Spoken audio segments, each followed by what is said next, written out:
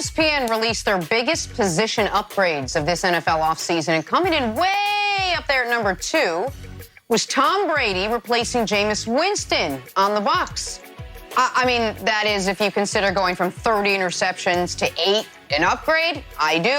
Nick calling Brady replacing Winston the second biggest upgrade of the offseason is blank. A drastic overstatement. And Jenna, we're 15 minutes and 22 seconds into the show, and we haven't had a list yet, so let me remedy that right now. Here are the 7 moves of the offseason that were a bigger upgrade than the one Tampa made at quarterback. Number 7, Cleveland Browns switching out Chris Hubbard for Jack Conklin, the tackle from Tennessee. Number 6, the Bills upgrading Isaiah McKenzie to Stephon Diggs. Number 5, the Cowboys upgrading Christian Covington to Gerald McCoy. Number 4, Philly, Ronald Darby for Darius Slay. Number 3, the Colts switching out Margus Hunt for DeForest Buckner. Number 2, the Cardinals upgrading Damiere Byrd to DeAndre Bleeping Hopkins.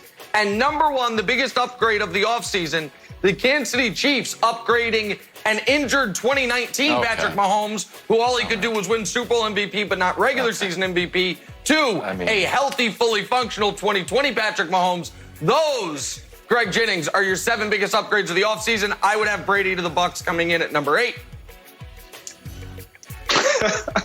Look, this is like a minivan car rental upgrade. Like, I'm with Nick. I don't think it's that high up, but it's one of those moves where as a family, and you're trying to convince your wife to get a minivan, she's not going to have it.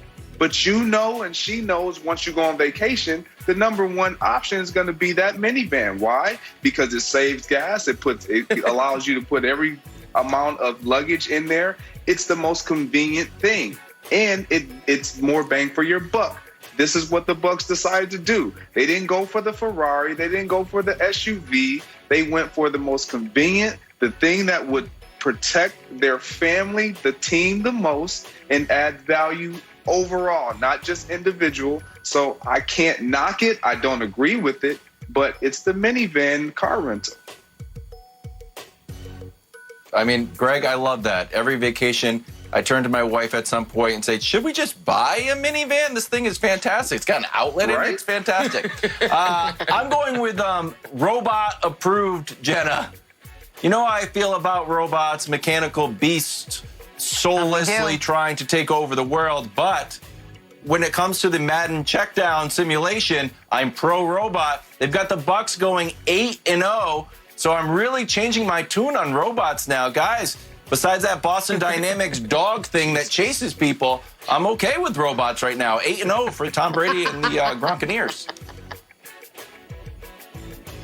All right, good stuff. Still no to the minivan. On to the Cardinals now. Their all-pro cornerback Patrick Peterson recently said, quote, "This is probably the best football team I've been a part of on paper. And everyone knows paper covers rocks, so they should be good to go." Nick, the Cardinals' ceiling for the 2020 season is blank.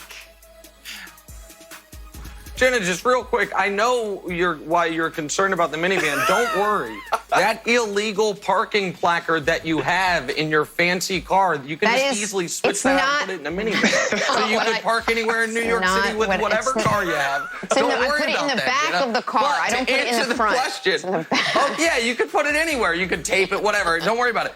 All right, but the answer to the question, the Cardinals' ceiling for the 2020 season is the 7th seed, which in 2020 gets you into the playoffs. Now, I have the Cardinals upgrading a tick to 7-9. I think they are in an incredibly difficult division, and I don't think they are going to be the 7th seed. But if I have them winning 7, they could win 9, and 9 should be enough for the 7th seed. Sorry, a lot of 7s and 9s in that answer. It's a little confusing. I don't think they can win that division. I think San Francisco and Seattle are far too good. But could that be a 3-playoff team division? In a world that we now live in where there's 3 wild cards, it could be. So I say the ceiling is the 7th seed and getting into the playoffs, Greg Jennings. I say they have about a 10 to an 11-foot ceiling if you're looking at it from actual ceiling heights. And the reason why I say that is I think they can get to about 10 wins this year. They weren't a terrible team last year. They just didn't know how to win. They obviously had a young rookie quarterback. You now supplement him and add another weapon and get him some protection up front. Defense plays sound. They could win some games because of the magic of that quarterback player that you have that makes a difference. I actually like the Arizona Cardinals this year. I don't think they win that division, but I like Nick, I saw your 7 and 9s. I'm going to double you up. Get ready for this. So you've got them 7 and 9. Kyler Murray has the 9th best odds for MVP. Now, if you flip them to 9 and 7, that's how many games you need to win to be in the MVP conversation because, stay with me, in 1997, the Lions went 9 and 7 and Barry Sanders won the MVP. So they need to go 9 and 7 for Kyler to be in the running. And he has to run for 2,000 yards, probably. Yeah, he probably has to do something like Barry did. Can't win the MVP at 9 and 7 as a quarterback, Wilds. Bad historical integrity. That's a bad job. It's call him 11 wins if you want to give him MVP. It's a bad take. Sorry, Wilds. Oh, running backs can do it. Running backs, we don't account for wins. Look. Somebody get Wilds. Kyler can run. He's running quarterback. Sports almanac. Okay. Okay. Moving on. Bleacher Report released their stat predictions for every projected starting quarterback this season. Hashtag time on their hands. They got Patrick Mahomes finishing with over 5,000 passing yards, 34 touchdowns, 6 interceptions. Nick, Mahomes' projected stats for this season are blank. Ted Cruz, far too conservative, Bleacher Report. Get it together. The 5,000 yards I can get behind. But in what world is Patrick Mahomes healthy only going to throw 34 touchdowns?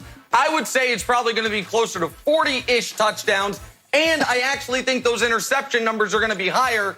Listen, the Chiefs are going to start off, we've already documented it, 12-1 next year. And so at some point during that long winning streak, he's going to probably try that behind-the-back pass he's been working on, another left-handed pass like he broke out against the Broncos in his first Monday Night Football start. Certainly some no-looks. Some of those are going to end up being picked. So I would say the 5,000 yards is right. Let's call it 41 touchdowns, 9 interceptions. I think Bleacher Report's being a little too conservative here, Greg.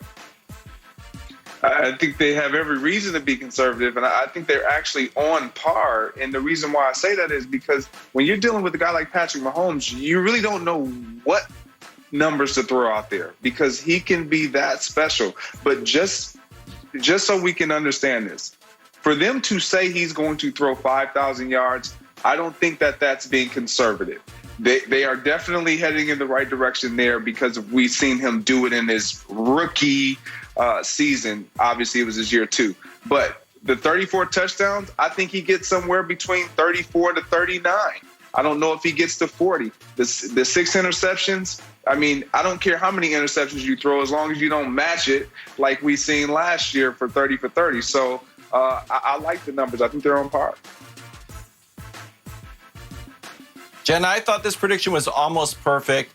I mean, we hear Nick how optimistic he is. We see how optimistic Bleacher Report is. I personally am not that optimistic as the two of them. If we can put up my predictions for the year of what I think Patrick Mahomes is going to do. You know, attempts, they spot on, big coincidence. The completions, again, spot on. Passing yards, you know, I'm just not as high as everyone else is on Patrick Mahomes. I got him at 5.066. Oh, that's an amazing I do have 34 and 6, very similar. It's just a coincidence, but, you know, I'm not as high on him as everybody else is, Jenna. Very well done. Spot on. Let's end with some LeBron James, shall we, who revealed that during the 2011 NBA lockout, the King was considering playing in the NFL, was even offered a contract from Jerry Jones. It's been tossed around for years, this idea that LeBron could have played in the NFL, though by my very, very, very low standards, I feel like he's doing just fine in the NBA. But Nick, LeBron with the Cowboys would have been blank. Devastating for Jason Witten. Jason Witten, who's going to have a very controversial Hall of Fame case here in 5 or 6 years. If LeBron gets there in 2011, Jason Witten misses out on 600 catches, 6,000 yards, and 36 touchdowns. And his career is halved because if we all know anything, we know this, that if LeBron James showed up, in Dallas, Texas, he's taking Jason Witten's job.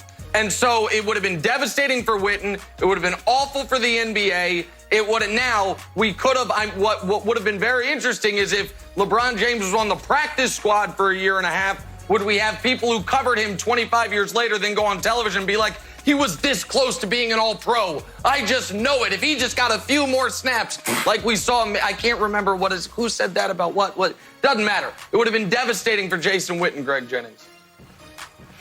I said devastating as well. It would have been devastating for the National Basketball Association if LeBron James had went to football and played football. Simply put, he deserves to be on that hardwood. I'm not saying he's not an athlete and he couldn't have played football. I'm sure he could have. I'm sure he would have been spectacular, but it would have been devastating for the game of basketball.